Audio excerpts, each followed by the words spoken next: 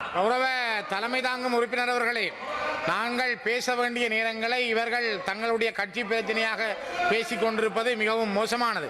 குறிப்பாக நாங்கள் இந்த பாராளுமன்றத்திற்கு வருகை தந்து நான் இந்த பாராளுமன்ற உறுப்பினராக தெரிவு செய்யப்பட்ட காலத்திலிருந்து எங்களுடைய கட்சியினுடைய தலைவராக இருந்த சம்பந்தன் அவர்களுடைய இழப்புக்கு பிற்பாடு இன்றைய தினம் அவருக்கான வணக்கத்தையும் அஞ்சலிகளையும் செய்து கொண்டு இன்றைய நாள் புதிய நாடாளுமன்ற உறுப்பினராக பதவியேற்றிருக்கின்ற திருகோணமலை மாவட்டத்தினுடைய நாடாளுமன்ற உறுப்பினர் சண்முகம் கோதாசன் அவர்களையும் நான் இந்த இடத்திலே வரவேற்றுக் கொண்டு இன்றைய என்னுடைய உரையை நான் தொடங்குகிறேன். மிக முக்கியமாக இந்த நாட்டிலே பல்வேறுபட்ட நெருக்கடிகள் இருந்தாலும் கூட அண்மை காலமாக எங்களுடைய யாழ்ப்பாண மண்ணிலே நடைபெறுகின்ற சில அச்சுறுத்தல்களை நான் இந்த இடத்திலே பதிவு செய்ய விரும்புகிறேன்.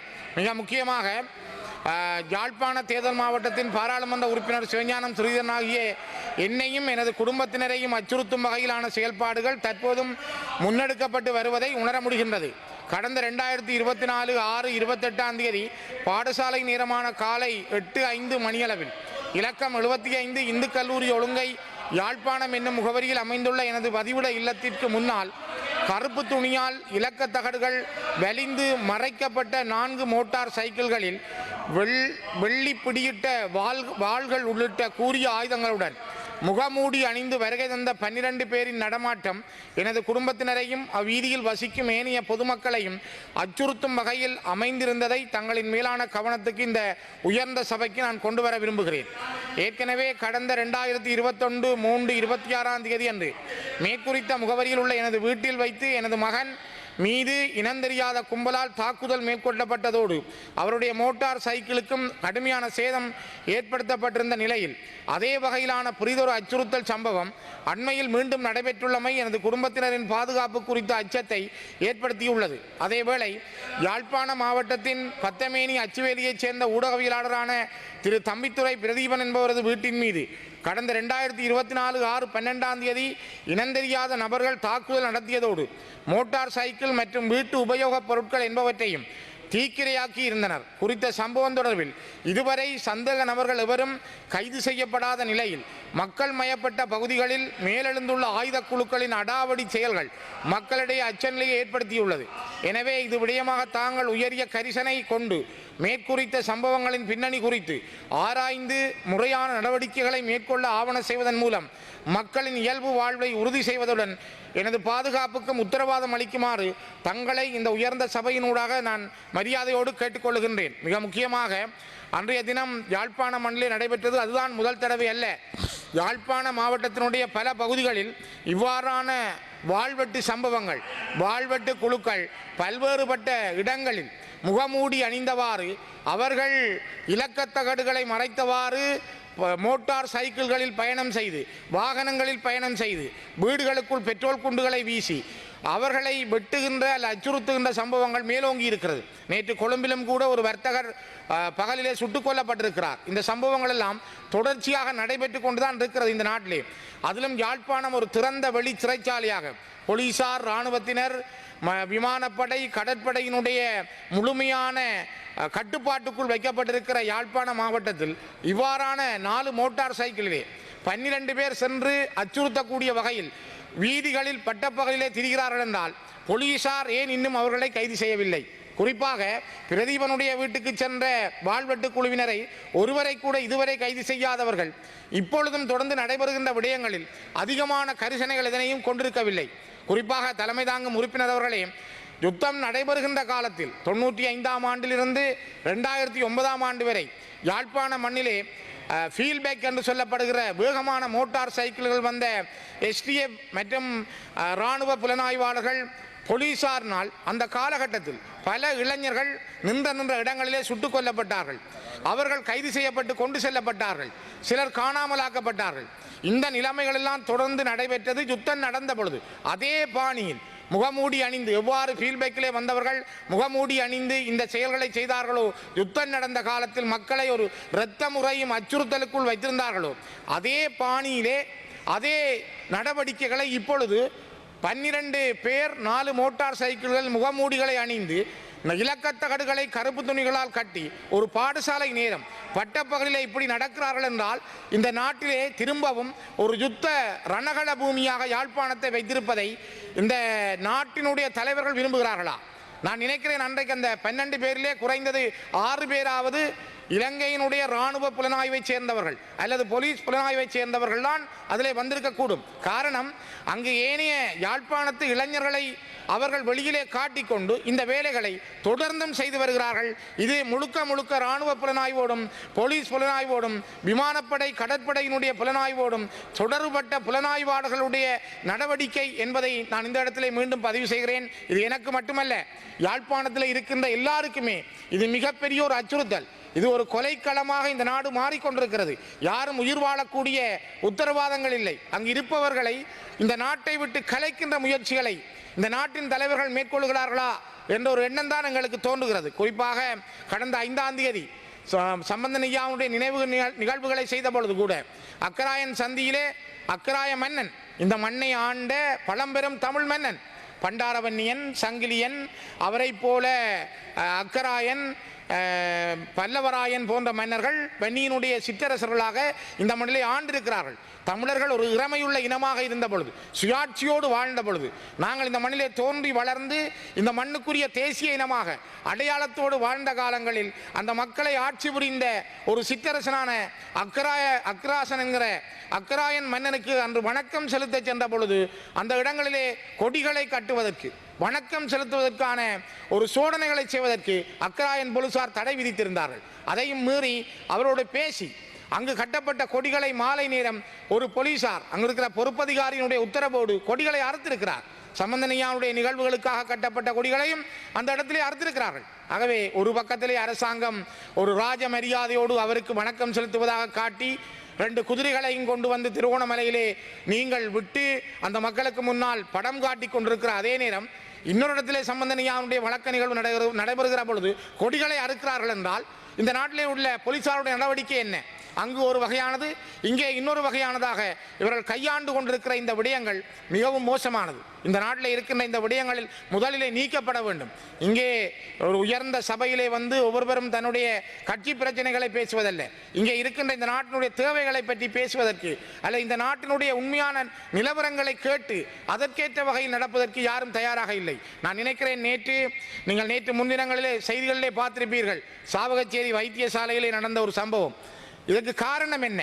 எங்கே இருந்து இந்த பிரச்சனை எழும்பி இருந்தது? சாவகச்சேரி என்கிற ஒரு பிரபல்யமான வைத்தியசாலை இன்று உலக அரங்கிலே பேசப்படுகின்ற இடமாக மாறி இருக்கிறது. காரணம், அர்ச்சுனா ராமநாதன் என்கிற ஒரு வைத்தியர் நியமிக்கப்பட்டிருக்கிறார். அவருடைய நியமனம், அவருடைய செயல்பாடுகள் சரியா பிழையா என்பதல்ல. ஆனால் நான் கேட்கிறேன், ஒரு மாகாண அரசுக்கு வழங்கப்பட்டிருந்த சுகாதார அதிகாரத்தை ஒரு மத்திய அரசு எவ்வாறு மீறியது? மாகாணத்துக்கு இருக்க வேண்டிய ஒரு சுகாதார பணிப்பாளர், அந்த மாகாணத்தினுடைய சுகாதார பணிப்பாளர் நியமனம் செய்ய வேண்டிய ஒரு வைத்திய நிபுணருக்குரிய நியமனத்தை எவ்வாறு மத்திய அரசு தன்னுடைய கையிலே எடுத்துக்கொண்டது?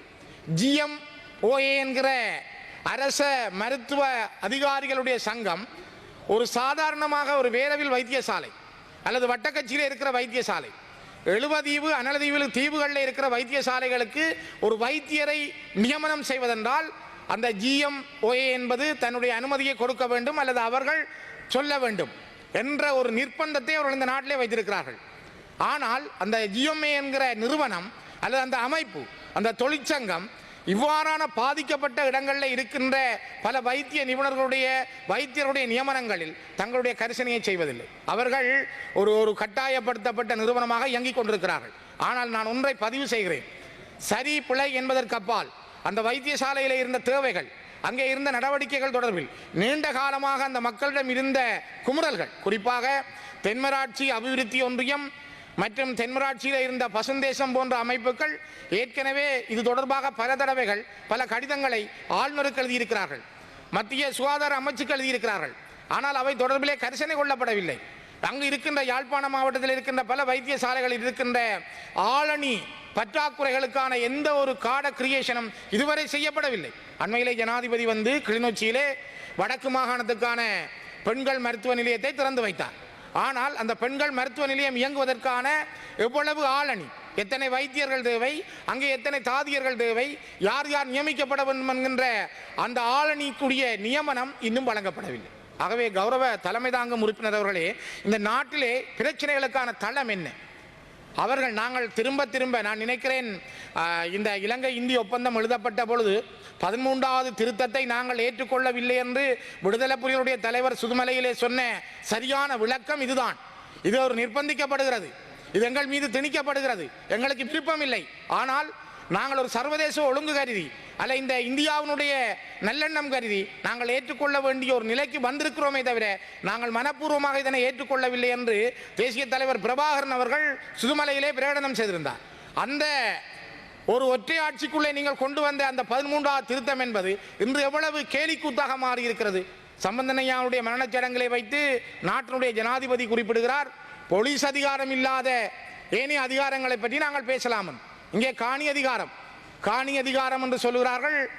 வனவள திணைக்களம் காணிகளை வைத்திருக்கிறது, வன ஜீவராசிகள் திணைக்களம் காணிகளை பிடித்திருக்கிறது, தொல்லியல் திணைக்களம் காணிகளை வைத்திருக்கிறது, மகாவலி அதோரிட்டி தண்ட பாட்டுக்கு காணிகளை பிடிக்கிறது, கடலோர காவல் திணைக்களம் காணிகளை வைத்திருக்கிறது, கனிய மணல் திணைக்களம் தன்னுடைய இஷ்டப்படி அவர்கள் அனுமதிகளை வழங்குகிறார்கள்.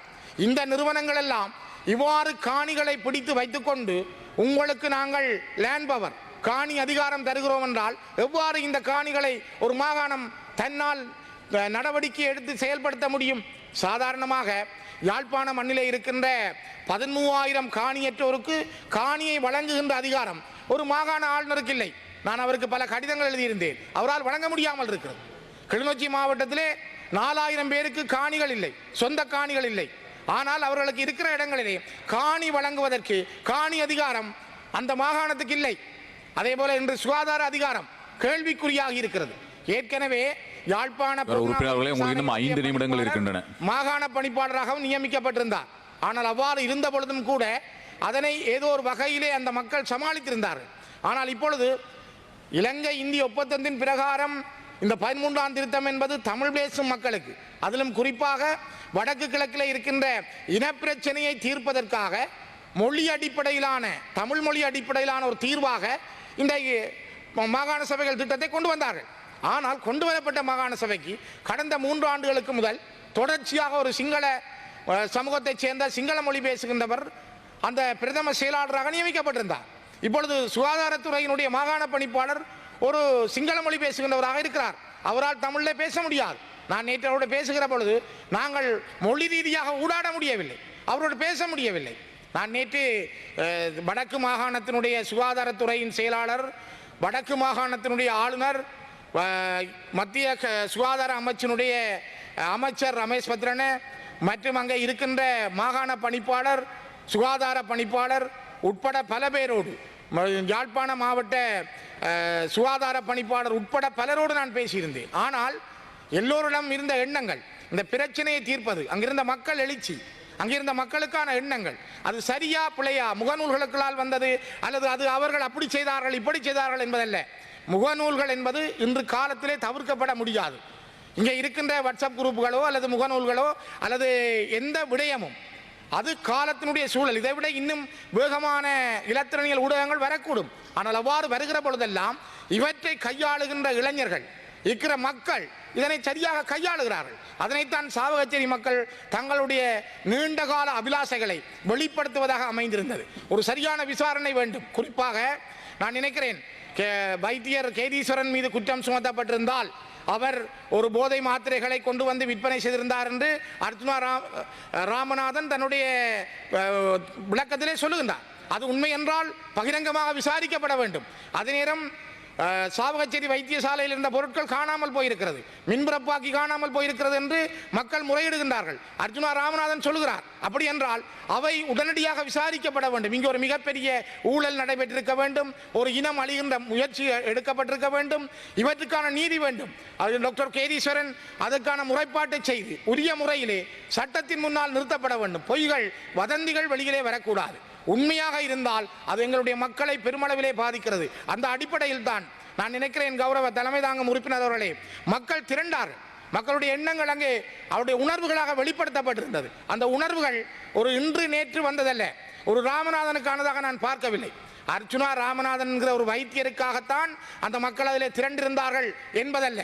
அவர்களிடம் இருக்கிற நீண்ட நாள் எண்ணங்கள், நீண்ட நாள் அவருடைய கரிசனைகள், தங்களுடைய வைத்தியசாலை தொடர்பில், குறிப்பாக சாவகச்சேரி வைத்தியசாலையினுடைய தரம் உயர்த்தப்பட வேண்டும், அங்கே இருக்கின்ற ANE ஆக்சிடென்ட் எமர்ஜென்சியன் யூனிட்டை அவர்கள் உருவாக்க வேண்டும், சரியான முறையில் இயங்க வேண்டும். அதற்குரிய காடர் ஆளணி விவரம் சரியாக வழங்கப்படவில்லை, அதற்குரிய செயல்பாடுகள் நடைபெறவில்லை. அங்கே இருக்கின்ற கட்டிடங்கள் கட்டப்பட்டவையில் உரிய செயல்பாடுகள் முன்னெடுக்கப்படவில்லை. மின்சாரங்களில் தடை இருக்கிறது. இது நீண்ட காலம் சாவகச்சேரியினுடைய பசுந்தேசம் என்கிற அமைப்பும் சாவகச்சேரி இன்னும் 2 வினாடிகளுக்கான ஒன்றியம் என்பதும் மிக தெளிவாக சொல்லி இருக்கிறார்கள். அங்கே இருக்கிற வர்த்தக சங்கம் உட்பட அங்கே இருக்கின்ற மக்கள் அனைவருமே இதனை சொல்லி இருக்கிறார்கள். ஆனால் கரிசனை கொள்ளப்படாததால் வந்த விளைவுதான் ஒரு மக்கள் திரட்சியை, மக்களுடைய ஒரு தானாக சேர்ந்த ஒரு கூட்டத்தை நேற்று நான் சாவகச்சேரி வைத்தியசாலைக்கு முன்பாக பார்த்தேன். ஆகவே மக்களுடைய எண்ணங்கள், அவருடைய சிந்தனைகளை சரியாக புரிந்து கொண்டு நேர்மையான வழியில் விசாரிக்கப்பட வேண்டும் என்பதை நான் மீண்டும் இந்த இடத்திலே பதிவு செய்கிறேன். குறிப்பாக மக்களுடைய உணர்வுகள் முக்கியமானவை, அது சாதாரணமானதல்ல.